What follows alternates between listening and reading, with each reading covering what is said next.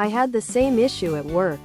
All the guys in the plant were bitching about their wives and I'm just like, well, when I get home I'm awesome truck Merry Christmas shirt dinner. And then we're going to watch shitty action movies while cuddling on the couch until bedtime.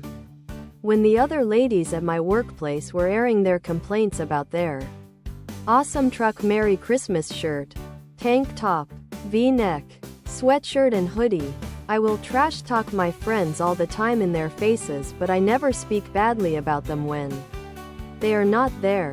I guess there's a difference between laughing at yourself and being so self-awesome truck Merry Christmas shirt of dating.